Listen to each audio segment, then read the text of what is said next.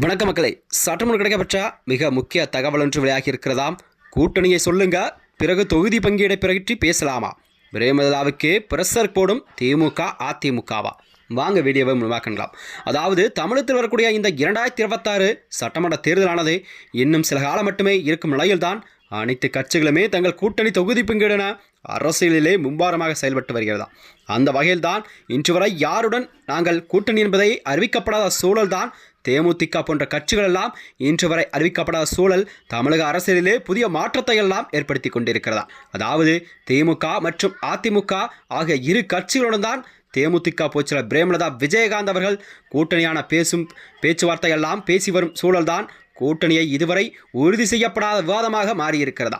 அதாவது இது ஒரு பெரிய கட்சி தரப்பிலும் கூட்டணியை உறுதி செய்யுங்கள் என்று கோரிய போதும் கூட பிரேமலதா விஜயகாந்த் தொகுதிகள் என்பது எண்ணிக்கை முடிவால் தான் மட்டுமே இறுதி செய்வோம் என்று ஒரு பிடிவாதமான இருப்பதாகவும் தெரிவிக்கிறதா. அதாவது பிரேமலதா விஜயகாந்த் அவர்கள் கேட்கும் தொகுதி பங்கீடு என்பது இரட்டாக அவர் கேட்கும் இரட்டை இலக்க தொகுதி என்பதை யார் கொடுக்கிறார்களோ அவர்கள்தான் தாங்கள் கூட்டணி என்பதை அறிவிக்கப்படும் என்று எதிர்பார்க்கப்படுகிறதா. அதாவது சட்டசபை தேர்தலுக்கு இன்னும் சில மாதங்கள் மட்டுமே இருக்கும் நிலையில்தான் தமிழ்நாட்டில் ஒரு பெரும்பாலான அரசியல் கட்சிகள் தங்களின் கூட்டணி நிலைப்பாட்டை அறிவித்து விட்டனர். அதிமுக தரப்பில் கூட்டணி பேச்சுவார்த்தை முடிவந்த தொகுதி பங்கீடு தொடர்பாக முடிவையும் இன்னும் எடுக்கப்படவில்லையாம். ஆனால் தேமுதிக மட்டுமே இதுவரை கூட்டணி நிலைப்பாட்டை வெளியிடுவென்று கூறப்படுகிறதா. அதாவது ஜனவரி 9 கடலுள்ள மாநாட்டில் தேமுதிக யாருடன் கூட்டணி நிலைப்பாட்டை அறிவிக்கப்படும் என்று பிரேமலதா விஜயகாந்த் அவர்கள் கூறியிருந்தார். ஆனால் அதிக அளவில் தொண்டர்கள் திரண்டதால் பிரேமலதா விஜயகாந்த் அவர்கள் பேரத்தை அதிகரிக்க எந்த ஒரு அறிவிப்பையும் வெளியிடவில்லையா. பிரேமலதா விஜயகாந்த் அவர்கள் திமுகவா அல்லது அதிமுகவா ஆகிய இரு கட்சிகளுடன் தனது கூட்டணி பேச்சுவார்த்தை நடத்தி வருகிறார்கள். அதன்படிதான் ஒரு ராஜ்யசபா சீட் மற்றும் இரட்டை இலக்கத்தில் தொகுதிகள் என்பதே தேமுதிகவின் ஒரு மிகப்பெரிய டிமாண்டாக இருக்கிறது என்றும் அரசியல் வியூகமெல்லாம் வைக்கப்பட்டிருக்கிறது.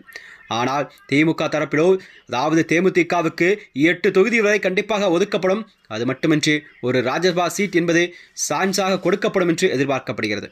அதே போலதான் அதிமுக தரப்பில் கூட ஒரு ராஜ்யசபா சீட் மற்றும் இரட்டை இலக்கத்தில் தொகுதிகள் ஒதுக்கீடு என்ற உறுதி கட்டப்பட்ட நிலையில்தான் பார்க்கப்படுகிறது. அதற்கு முன்பாகவே கூட்டணியை உறுதி செய்யுங்கள் என்று அதிமுக தரப்பிலும் பிரேமலதா விஜயகாந்துக்கு அழுத்தம் கொடுக்கப்பட்டது. ஆனால் தொகுதி பங்கீடு குறித்த முடிவு எடுக்காமல் மட்டுமே நாங்கள் கூட்டணியை உறுதி செய்ய மாட்டோம் என்பதில் பிரேமலதா விஜயகாந்த் அவர்கள் உறுதியாக இருப்பார் என்று கூறப்படுகிறதா. இதனால்தான் அதிமுக மிகப்பெரிய ஒரு சைலண்ட் மூடுக்கே வந்திருக்கிறதா. திமுக தரப்பிலும் கட்சியாக இருக்கின்றது. 2019 லோக்சபா தேர்தலின் போது ஸ்டாலின் விஜயகாந்த் வீட்டிற்கு சென்றே கூட்டணி பேச்சுவார்த்தை நடத்தியிருந்தார். ஆனால் திமுக தரப்பில் கொடுக்கப்பட்ட எண்ணிக்கை என்பது காரணமாக அதிமுக பாஜக கூட்டணியுடன் தேமுதிக பேசி வந்தது. ஒரு கட்டத்தில் பிரதமர் மோடியின் பொதுக்கூட்டம் நடக்கும் கட் அவுட்டில் விஜயகாந்த் புகைப்படம் இடம்பெற்றதாம். ஆனால் தேமுதிக இறுதி முடிவை கண்டிப்பாக கூறவில்லை என்று கூறப்படுகிறதாம். மேலும் வருகின்ற 2026 சட்டமன்ற தேர்தலானது கண்டிப்பாக தேமுதிகவுக்கு இது ஒரு முக்கிய தேர்தலாகவும் பார்க்கப்பட்டு வருகிறது. அதாவது பிரேமலதா விஜயகாந்தின் அடுத்த கட்ட நகர்வு என்னவென்றால் அவர் யாருடன் கூட்டணி என்பதை கண்டிப்பாக அறிவிக்கப்படும் என்று எதிர்பார்க்கப்படுகிறதாம். மேலும் இதுபோன்ற வீடியோக்களை தெரிந்து கொள்ள நமது சேனலை மறக்காமல் சப்ஸ்கிரைப் செய்து கொள்ளும். நன்றி, வணக்கம்.